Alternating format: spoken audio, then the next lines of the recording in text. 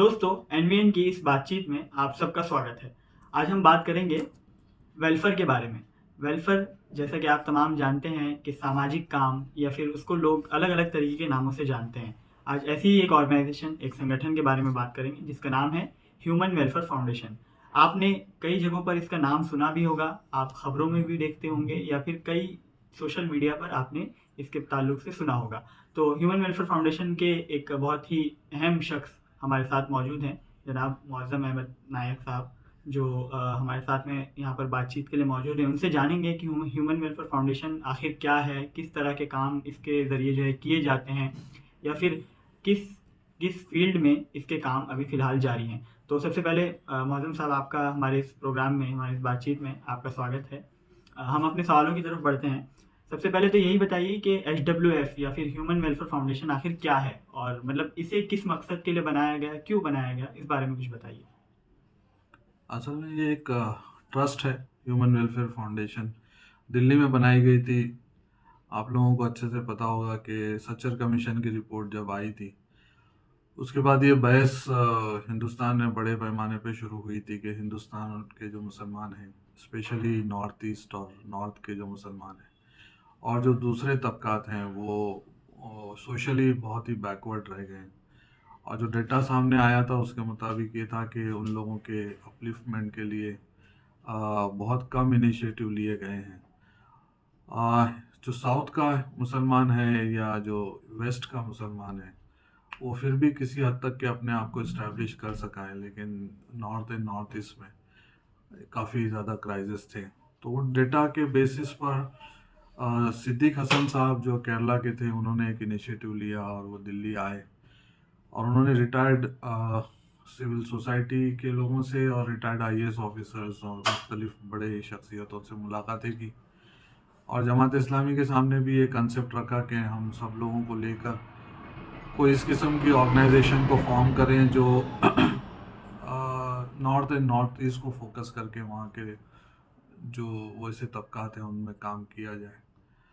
उसी के पेश नज़र ये 2006 में ह्यूमन वेलफेयर फाउंडेशन का क़याम अमल में आया और इसके पहले चेयरमैन की हैसियत से हामिद साहब को इसकी ज़िम्मेदारी दी गई, जो रिटायर्ड आईएएस ऑफिसर थे, हमदर्द यूनिवर्सिटी के वाइस चांसलर थे। वो उसके पहले चेयरमैन बने और सिद्दीक हसन साहब पहले जनरल सेक्रेटरी थे। और उसमें बहुत सारे लोगों को, जो सोसाइटी से इस किस्म के काम में दिलचस्पी रखने वाले लोगों को लिया गया।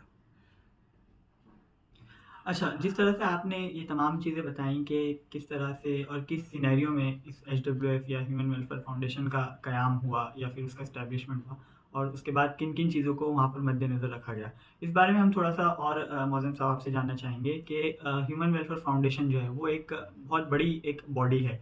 उसके तहत हम देखते हैं कि जब इसके बारे में और जानना चाहते हैं तो कई सारी ऑर्गेनाइज़ेशंस, कई सिस्टर ऑर्गेनाइज़ेशंस हमको देखने को मिलती हैं, कई नाम सामने आते हैं। तो उस बारे में थोड़ा-सा आप हमारे व्यूअर्स को कुछ बताइए कि किस तरह की, कितने प्रकार की जो सिस्टर ऑर्गेनाइज़ेशंस हैं वो ह्यूमन वेलफेयर फाउंडेशन के तहत काम कर रही हैं, किन फ़ील्ड्स में काम कर रही हैं?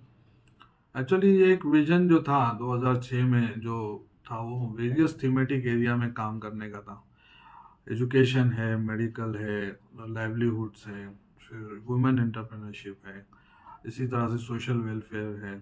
इस किस्म के वेरियस एरियाज़ में काम करने के लिए ह्यूमन वेलफेयर ऑर्गेनाइजेशन ने अपने दस्तूर में उसको लिखा भी था। जब हम लोग काम करना शुरू किए, आगे बढ़े, तो पता चला कि ये बहुत वास्ट एरिया को हम लोगों ने इसमें लेने की कोशिश की है।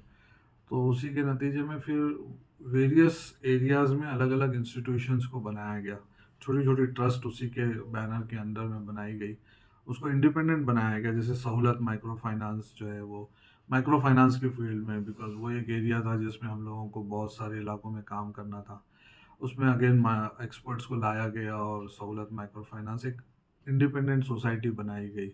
उसी तरह से जो है, एकदम इब्तदाई दौर में एपीसीआर को भी अलग कर दिया गया और चूंकि वो लीगल राइट्स पर वो लोग काम कर रहे थे, तो वो अपना एक अलग से ट्रस्ट बन गई।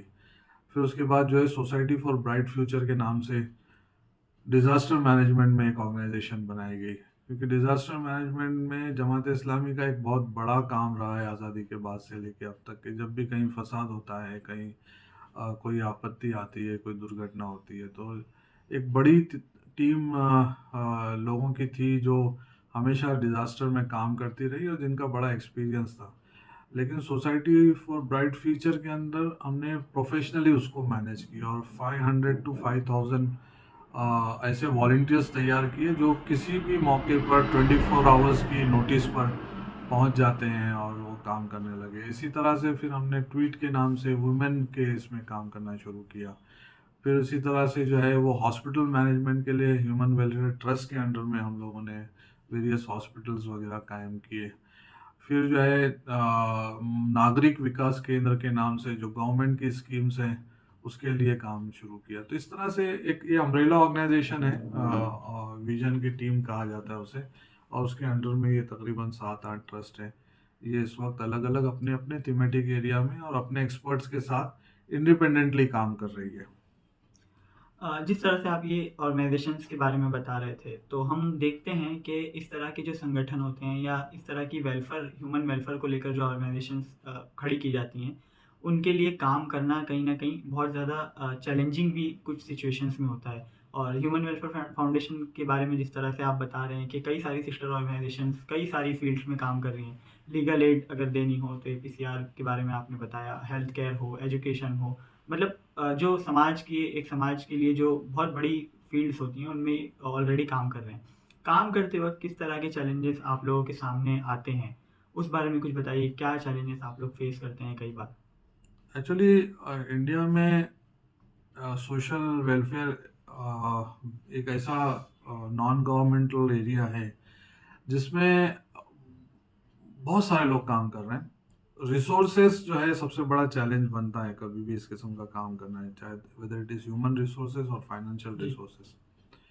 और इसी के सक्सेसफुल और अनसक्सेसफुल होने के नतीजे में ऑर्गेनाइजेशंस वेदर परफॉर्म करती है या ये कि वो नॉन परफॉर्मिंग बन जाती है। ह्यूमन वेलफेयर फाउंडेशन के साथ ये एडवांटेज है, पिछले 18 साल से हम लोग जो है वो फ्लोटिंग है और ग्रोइंग है और बहुत ही अच्छा बड़ा नेटवर्क पूरे ऑल ओवर इंडिया में 18 स्टेट्स में इसका काम है। इसकी एक बहुत बड़ी, इसकी 200 partner organization है। The beauty of HWF is that we are working with the partner organizations. We are doing collaborations with the local NGOs and local bodies. तो इस वक्त 200 प्लस पार्टनर ऑर्गेनाइजेशन के साथ हम लोग काम कर रहे हैं। तो उसके नतीजे में हम लोगों को ह्यूमन रिसोर्सेज जो है वो उन पार्टनर ऑर्गेनाइजेशंस के मिल जाते हैं। फाइनेंशियल रिसोर्सेज के लिए एक बड़ा वॉलंटियर्स का ग्रुप है जो इसके पीछे खड़ा है, जो इसको इसमें अपना डोनेट करता है। बहुत छोटी छोटी अमाउंट लोग देते हैं, लेकिन एक बहुत बड़ा स्प्रेड है इसका, जो केरला में इसका सबसे ज़्यादा इसका बेस है। और इसके अलावा हमारे बहुत सारे थ्रू आउट इंडिया जो वॉलंटियर्स हैं वो इसमें अपना कंट्रीब्यूशन देते हैं और ये कंट्रीब्यूशंस के थ्रू चलती है। इसके अलावा कुछ स्पॉन्सरशिप भी मिलती हैं हम लोगों को, कॉर्पोरेट CSR फंड्स भी हम लोगों को रेगुलर मिलते हैं। हम लोगों ने कुछ प्रोजेक्ट्स रेलवे के साथ किए हैं, कुछ प्रोजेक्ट्स और दूसरे गवर्नमेंट ऑर्गेनाइजेशंस के साथ भी किए हैं। हम लोग जो मुख्तलिफ वेल्स बनाते हैं, कुएं बनाते हैं या पानी के वो बनाते हैं, ऑलमोस्ट अराउंड 4000 प्लस हमने वाटर प्रोजेक्ट्स किए हैं राजस्थान और इंटीरियर में। वो सारे स्पॉन्सर्ड हैं। तो ऐसे वेरियस एसोसिएट ग्रुप्स हैं जो हम लोगों को ये करते हैं। तो बड़ा चैलेंज जो है एज सच सबके साथ जो होता है वो हमारे साथ है, वो ये कि फाइनेंस का चैलेंज है, but we are still able to manage it. अच्छा मौज़म साहब, कई बार जब हम मुस्लिम समाज की बात करते हैं या फिर मिल्लत की बात करते हैं, तो हम ये देखते हैं या फिर ये चीज़ बहुत ज़्यादा पाई जाती है कि पॉलिटिकल इश्यूज़ जो होते हैं, ख़ास तौर पर सियासी जो पस मंज़र होता है, उनको लेकर मिल्लत के लोग या फिर मुस्लिम समाज में बहुत ज़्यादा कहीं न कहीं ये देखते हैं कि सेंसिटिव होते हैं उसको लेकर, बहुत ज़्यादा संवेदनशील होते हैं। लेकिन जब वेलफेयर की बात आती है या फिर सोशल इश्यूज़ की बात आती है या फिर यूँ कह लीजिए कि एजुकेशनल इश्यूज़ पर अगर हम बात करते हैं, तो वहाँ पर मुस्लिम समाज में बहुत ज़्यादा ये देखा जाता है कि उस पर लोग बहुत ज़्यादा बात नहीं करते या खुलकर नहीं आते। तो ऐसे में आप कितना ज़्यादा इम्पोर्टेंट समझते हैं वेलफेयर के कामों को या फिर एजुकेशनल इश्यूज़, सोशल इश्यूज़ को, इनको आप कितना ज़्यादा इम्पोर्टेंट समझते हैं? उनकी क्या इम्पोर्टेंस है? नहीं, हम लोग तो हमारा फोकस है, हम लोग जो है पॉलिटिकल इश्यूज में हम लोग जाते नहीं हैं और हमारा डोमेन भी नहीं है, हमारा एरिया भी नहीं है। तो हम लोग हमारा जो डोमेन है जिसमें हम लोग काम कर रहे हैं वो बेसिकली सोशल डेवलपमेंट इश्यूज हैं। तो हमारे लिए पॉलिटिकल पार्टीज या लोकल गवर्नमेंट्स, हम लोगों को इनकी सपोर्ट की ज़रूरत होती है हम लोगों को, क्योंकि हम जब बहुत सारी गवर्नमेंट स्कीम्स हैं जिसको हम लोग चाहते हैं कि गरीबों तक के लिए जाएं, या हमारे कोई प्रोजेक्ट्स हैं जिसमें हम लोगों को ज़रूरत होती है कि हम लोग जो है वो गवर्नमेंट मिशनरी के अप्रूवल्स के बगैर हम उन प्रोजेक्ट्स को नहीं कर सकते, हमको उनके सपोर्ट की ज़रूरत होती है। तो हम जो है वो ये हमारा ना एरिया है ना हम लोग पॉलिटिकल इसमें बात करते हैं, और हम जो है वो कोशिश ये करते हैं कि एडमिनिस्ट्रेशन के सपोर्ट के साथ जो लोकल पब्लिक है उसको सपोर्ट करा सकते हैं। अच्छा, एक ऑर्गेनाइजेशन जो होती है और उसके सामने हम देखते हैं कि कोई एक आइडियल होता है, या एक यूँ कह सकते हैं कि जिसको देखकर वो जो है ऑर्गेनाइजेशन उस तरह की चीज़ों को जो है करने की कोशिश करती है। एसडब्ल्यूएफ के सामने ऐसा क्या आइडियल है जिसको वो आइडियल बनाकर या फिर रोल मॉडल बनाकर जो है चीज़ें कर रही है? नहीं, एच डब्ल्यू एफ ने पहले दिन से ये बात रखी है कि हम जो है वो खिदमत खल्क, जो लोगों की सेवा है वो हम करेंगे, और उसी के ज़रिए से हम जो है सोसाइटी में जो राइट वैल्यूज़ हैं उसको लोगों के सामने लाएंगे, और जो आ, इंसान है बेसिकली उसकी खिदमत, उसके लिए उसकी सपोर्ट मैकेनिज़्म क्रिएट करने के नतीजे में हमसे हमारा रब खुश होता है। हम जो है वो बहुत सारे तरीके हैं अपने रब को, अपने मालिक को खुश करने का।